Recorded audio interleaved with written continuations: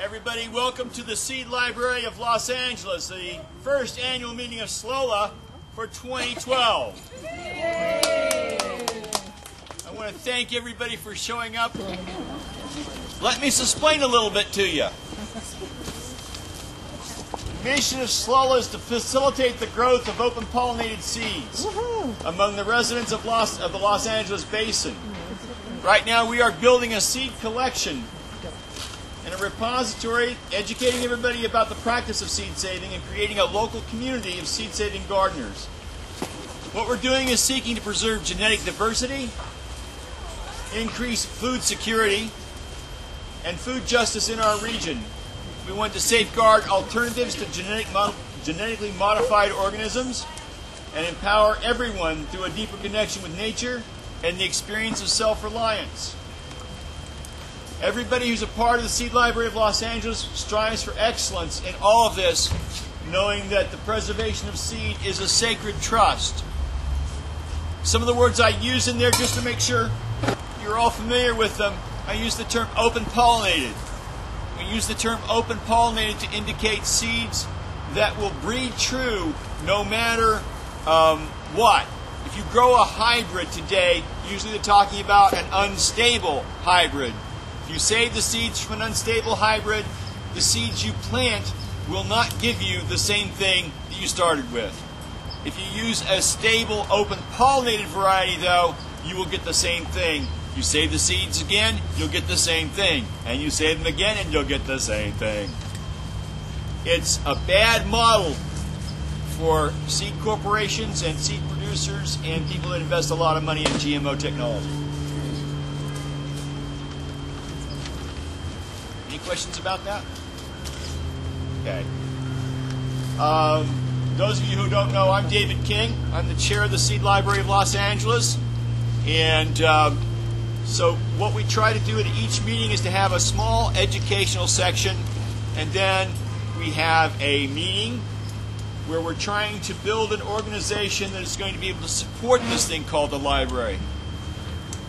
What we want to do is be responsible and save the seeds that you want in your garden.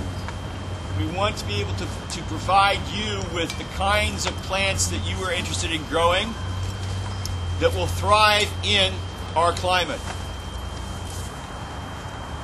Today, I'm going to talk a little bit about what to do and what not to do, and how the idea, when you start out in seed saving, you kind of have to have a different mindset.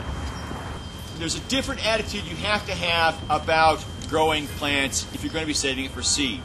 For one thing, the plant is probably going to be in your garden a lot longer than you thought it was going to be, because you have to wait for it to grow seed. For instance, everybody says, oh, I can have radishes in 28 days. And you can have a radish in 28 days.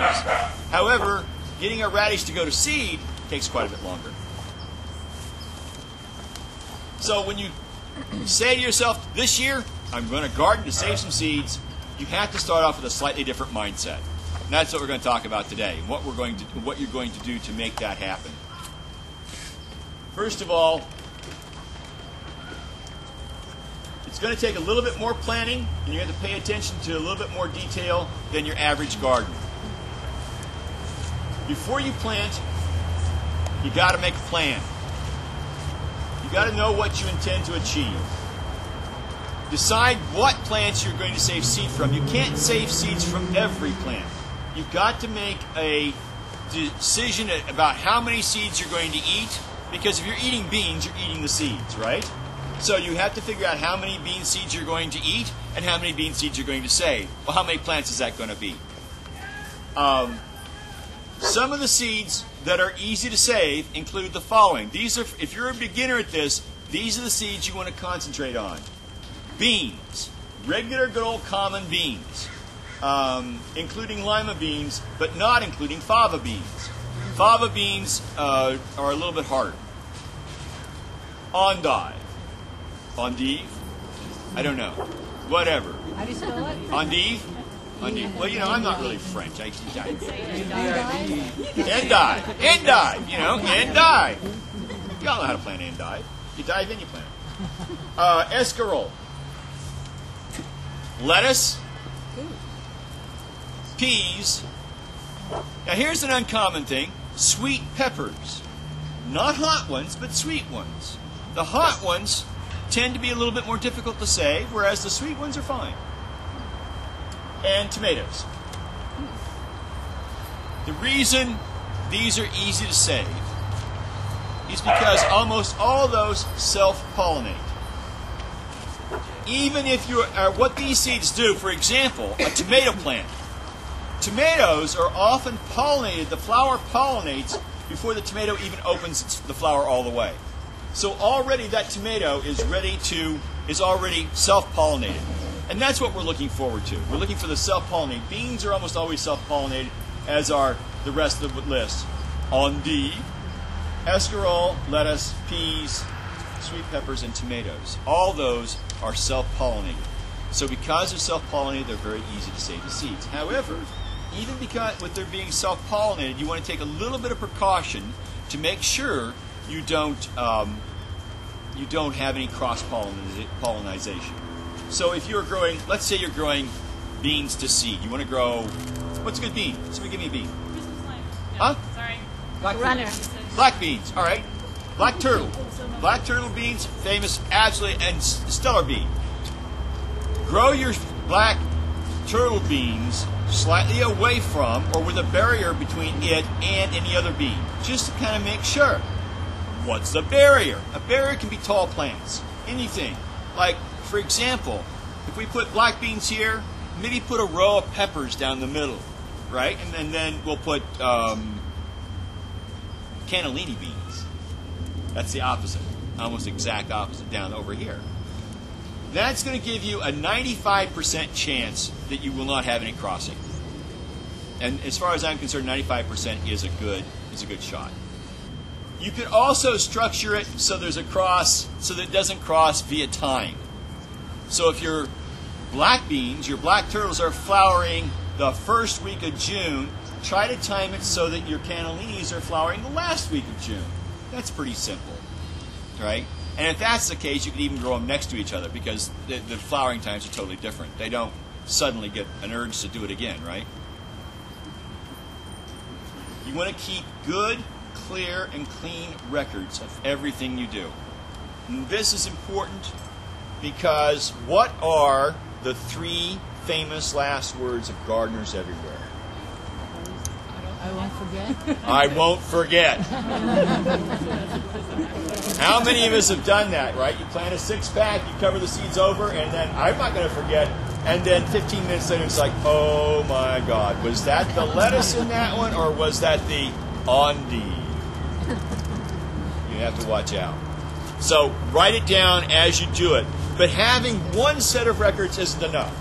What usually many of us do in our garden, our set of records is that little plastic plant tag we put at the beginning of the row that says, you know, what is it?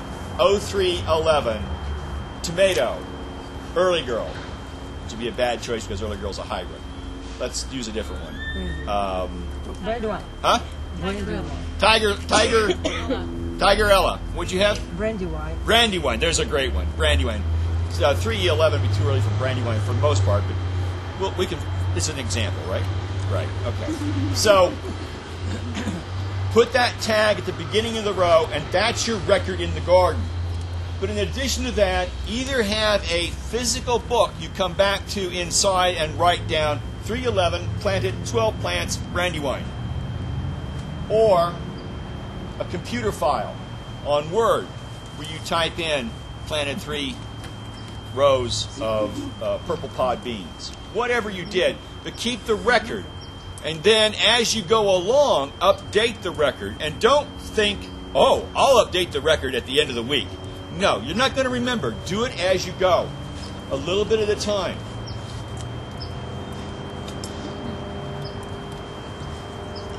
These 2 records, right, should be kept with enough information that you can learn something from them, but not so much information that you're sitting down to read War and Peace when you want to figure out what you did last year.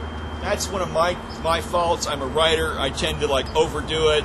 I get into this and that and the other thing, and all I really want to know is how many pounds of beans I got out of that planting. right? And I tend to just go on and on. It was a bright, beautiful day. The sun was shining. The birds were singing. I felt like a, you know. And it's great when I'm writing it, but when I have to go back and try to revisit it, it's just too much information. I want you, before you actually do any planning, though, to become very clear on what success means to you. You want to establish in your mind's eye the exact, how do I say this? You want to know what you're looking for as far as genetic purity. If you really, and honestly, if you're going to return the seeds back to the library, we really need it to be you need to be fairly certain that you're returning seed that is genetically pure. We can't have like, oh well, you know, I think that was black cocoa or black turtle. Right? We want to know that because somebody else is going to check out those seeds, and we want them to be reasonably reassured that when they check out black turtle beans, that they're going to be growing black turtle beans and not Hopi pink beans or whatever, right? That would be very disturbing because it's, you know, Hopi pink chili doesn't have the same feel for most folks as black turtle chili. You also need to establish in your mind's eye which plants you're going to choose from. In some cases, that is written for you because of the type of plant. But with the open pollinateds, you can choose choose like the bean pods that are going to produce the seeds you want on through the season. Every time you make a choice, I'm taking this seed from this plant versus this seed from that plant, you're kind of doing a little mini breeding, right? Because if you consistently choose the first pod of beans that ripens to save for seed, you are selecting for early. If you always consistently choose the one in the middle of the season, you're selecting for middle season. If you wait and select the last pods of the plant, you're selecting for late. If you do this enough, you end up with an early or a mid or a late bean. What we want to do is to keep the characteristics of that black turtle bean to being pretty much the black turtle bean we started with. So you should choose a little bit early, a little bit mid, and a little bit late. And that way you get the whole mix in there. And in the final analysis, you also need to see how much time you want or can afford to devote to this kind of a project. One thing we don't want to do is to get ourselves overwhelmed, have 20 different kinds of plants in the garden that we're trying to save seed from, especially if you get some of the more difficult ones like squash, where you're going to go out there and help it cross, right? You're going to have to go out there and actually help pollinate the flowers of squash. For many of us, that's no big deal. For some of us that have the I can't get up before noon gene, right, this is a huge, huge problem because you do have to get out there and cross them fairly early. And we've heard in other lectures from this same project about how you have to get out there first thing in the morning and tape the flowers up and then untape the flowers and retape the flowers. And many of you aren't going to do that, but I just want to tell you, if you get involved in seed saving, that's the part of the vision for you. Last year, I have a corn breeding project, and that really does require you get out here early in the morning. The tassels are the boy flowers, and the silks are the girl flowers. And so you have to get the pollen from the boy flowers down to the silks, the girl flowers. And you have to do it in such a way that you exclude all other pollen. So they have these little special sacks. You slip over the silks, and these special sacks you put over the tassels. So the tassels pollen gets saved, and the silks don't get pollinated by anything until you take off that little bag and dump the bag of pollen on there. So you know this pollen hit these flowers. You keep them virgins. Huh? You keep them virgins. Yes, you keep them virgin. So what you're doing then is you're having, as we joyfully say, you're having corn sex. Right? You know, the pollen, the boy flowers and the girl flowers and all this sort of thing. I don't know.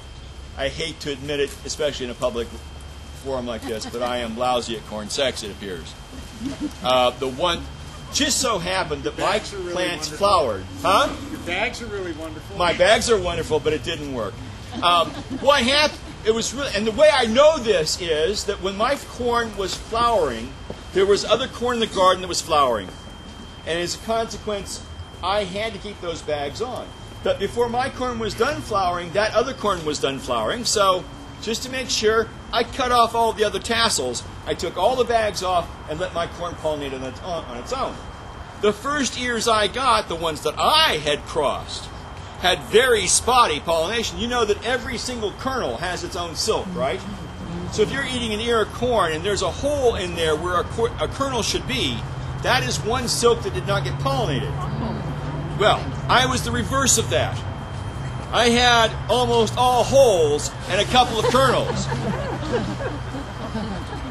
It's very embarrassing to admit that, and if you try to repeat this, or if you try to put this in the paper, I'll deny it. But the ears that came along afterwards were fully formed. They were all filled with kernels.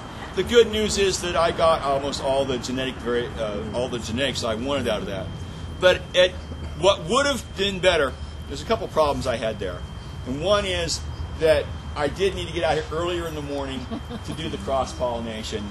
And it was tough. And secondly, there's a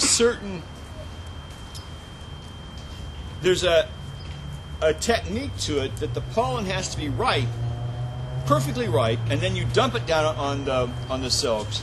And I think my timing was off. I think I was like a couple days early or a couple days late, and I'm not really sure what went on, but it didn't work. So in the future, I'm going to have to do more. It's going to be more practice. One of the things that's beautiful about what we're doing here with saving seeds is this is not only a technical skill, it is an art. So you're painting, in a sense, or you're creating a pie or a cake or a baked good with what you're doing in the garden.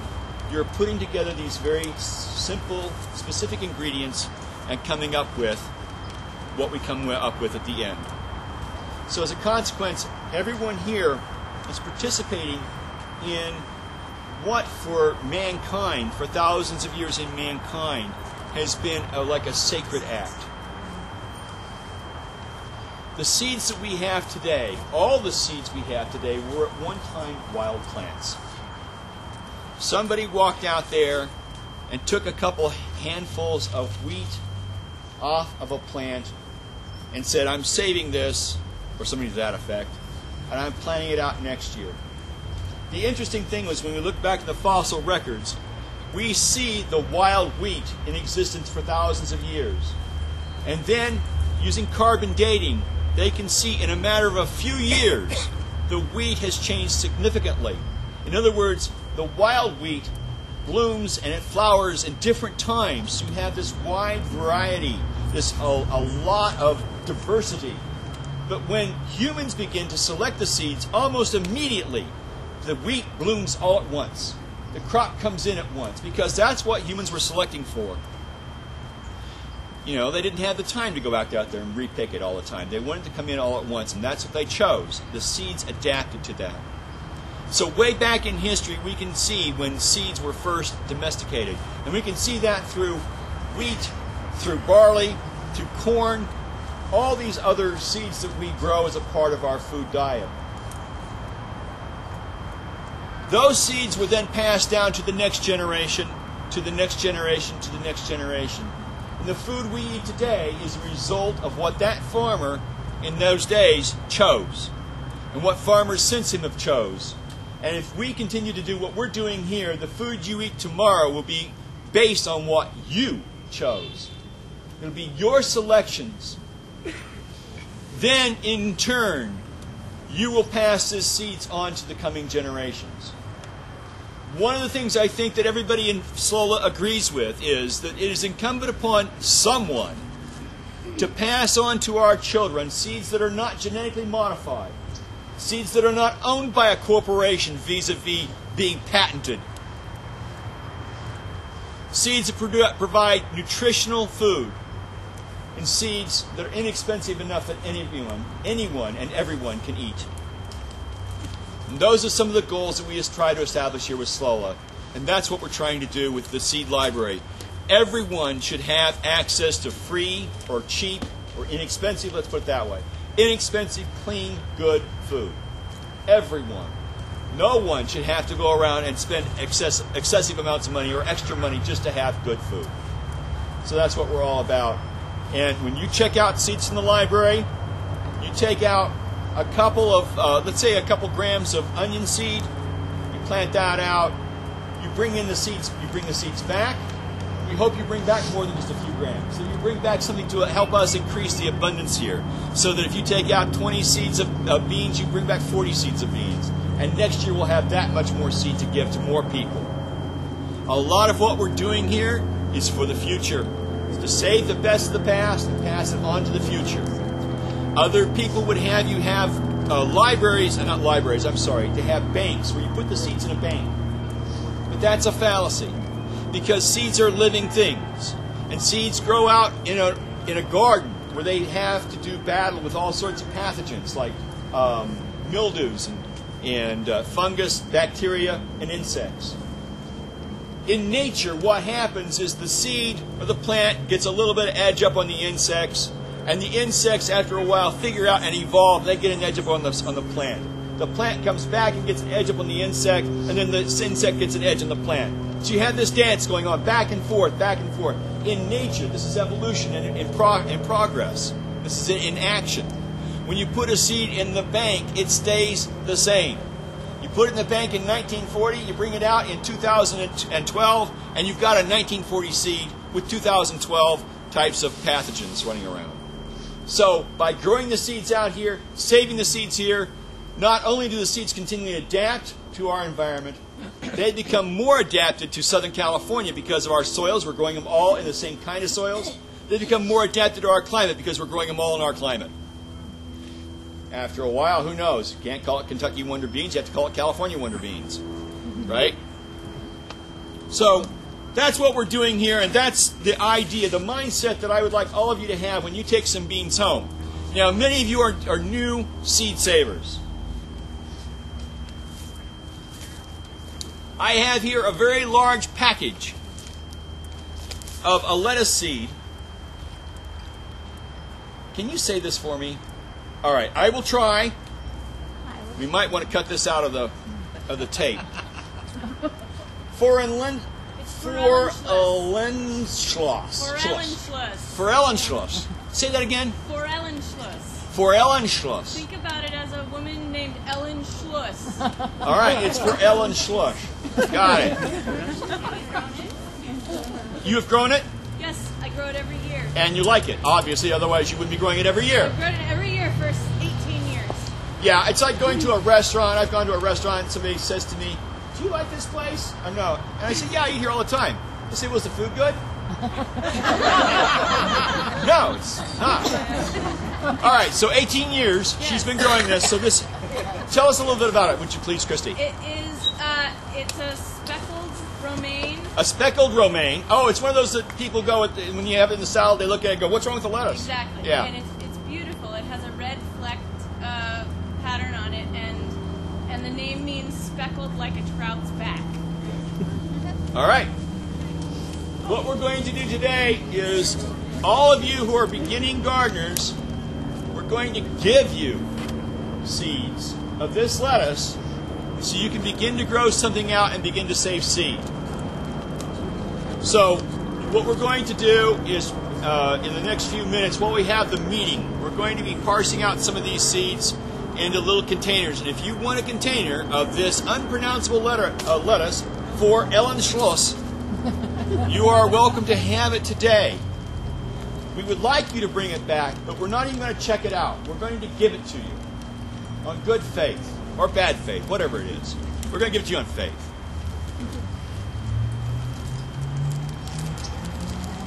So, With instructions? instructions? Plant it. No. All right. How many people want it, roughly? See what we can do. All right. This is the clues. Lettuce seed, if you're going to be growing it in containers especially, right, this holds true for everything. If you're going to grow it in a container, ignore how deep the package says to plant it. All right? If you grow it in a container, you can always add more soil if you plant it too shallow. You plant it too deep, you'll never see it again. Right? So plant it a little on the shallow side. Besides that, lettuce likes to have a sense of light before it germinates. So go ahead and do that. You just put, I would put like a 6-pack. Put in a good potting soil. Do not use garden soil. Garden soil in containers will not work. Use a good potting soil. How do you tell if it's a good potting soil? Good question. When I go to the store, if I don't know any of the brands of potting soil in the store, I look for a bag that's broke open. There's almost always a broke open bag. And if it isn't broken open, you can always break it open a little bit. They won't mind. Get it in your hands and rub it against your between your fingers and your palm. You should feel sand. I want you to feel sand. If it has pieces of wood in it, they call it forest fines. Do not buy forest fines. You want it to have a little bit of sand in it because sand will forgive you all your mistakes. If you overwater it, the water will exit. So, if it has sand, and the white stuff is called perlite, those are good things in a potting soil. Those together with peat moss, you've got a great thing going, no problem. Do not add fertilizer to a seed mix. The seed has everything in it it needs to grow up until it produces what they call the first true leaves.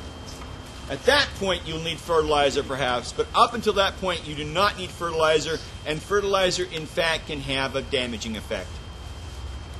By the way, this is an aside, this is an editorial comment at this point. We are oversold on fertilizer. Way oversold. It's like that person who brushes their teeth in the commercial. They put on enough toothpaste to brush their teeth, their sister's teeth, the brother's teeth, the mom and the dad's teeth. It's the same thing. They say whatever it says in the package to apply, do half as much at least, if not less. Or none. Or none.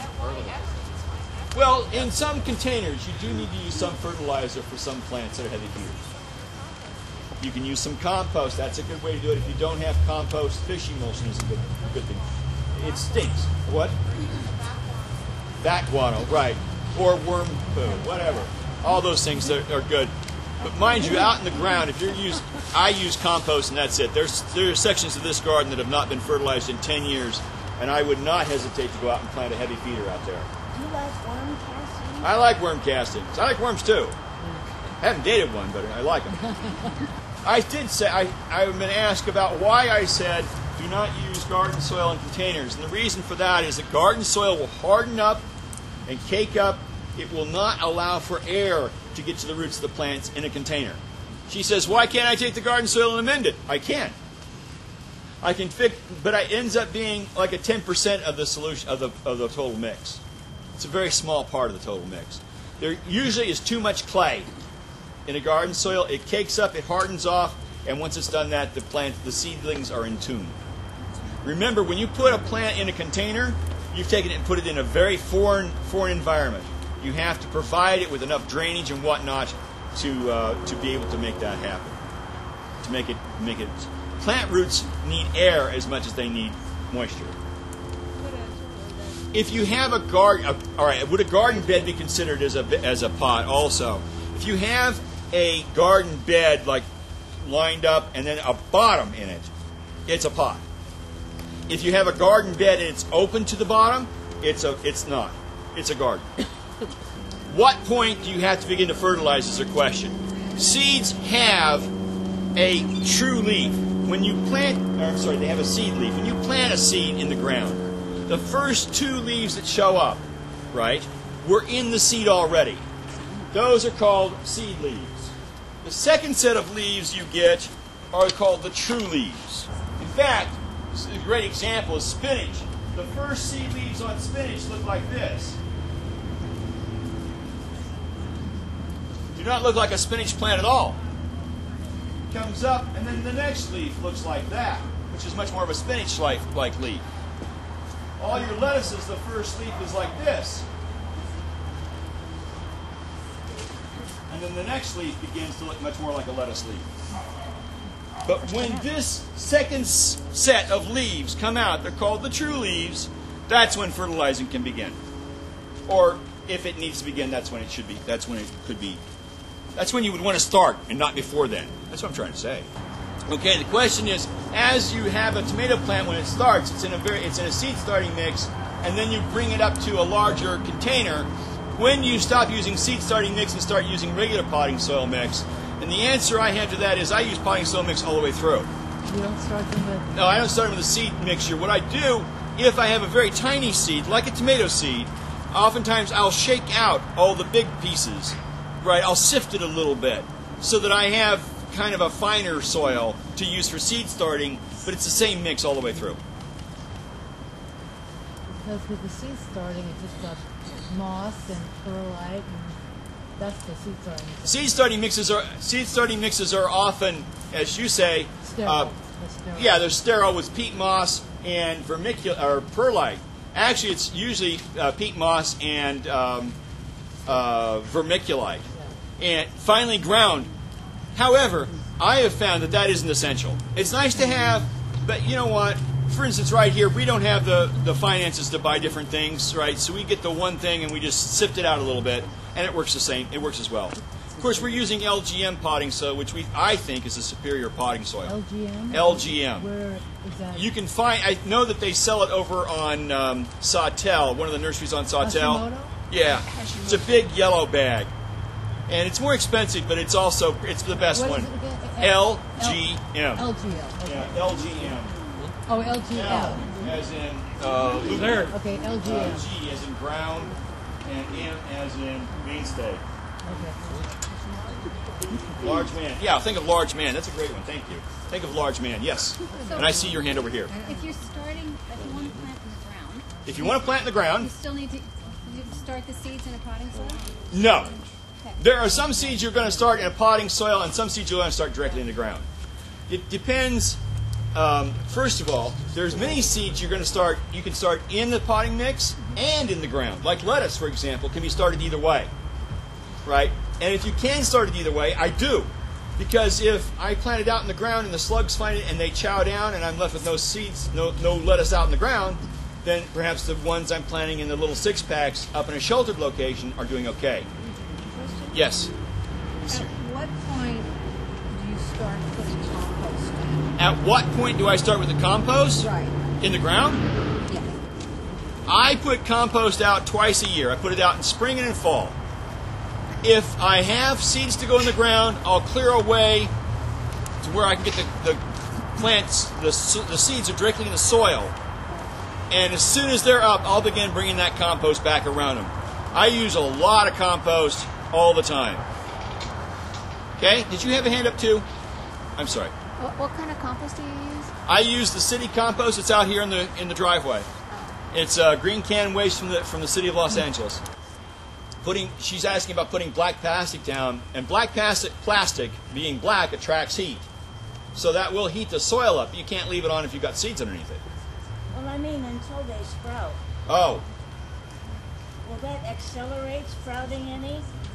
it would with some, but with lettuce, it won't accelerate it because lettuce needs a sense of light.